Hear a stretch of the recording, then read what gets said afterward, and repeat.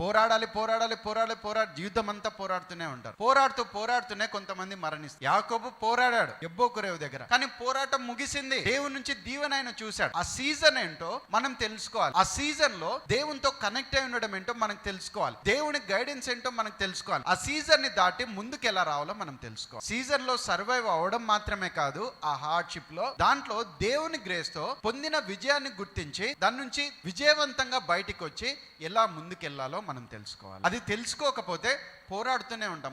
Life అంతా పోరాటం ఉంటే నువ్వు విశ్రాంతి ఎప్పుడు ఉంటుంది? దేవుడు నేను ఎప్పుడు పోరాడని చెప్పలేదు. దేవుడు నీకు చెప్పినది, నా యందు విశ్వాసం ఉంచండి, మీ హృదయములను కలవరపడనీయొద్దండి. పోరాడే మెంటాలిటీలో స్ట్రక్ అయ్యే విధంగా అపవాది మనల్ని ఇరికించడానికి ప్రయత్నం చేస్తాడు. కానీ పోరాటంలో మనం ఏం చేస్తాం? పోరాటం లేదని కాదు, పోరాటం ఉంటుంది. పోరాటంలో ఏముంటాం? సంతోషంగా ఉంటాం, సమాధానంతో ఉంటాం. పోరాటంలో ఏం చేస్తాం? సాతానును చితకదొక్కుతాం.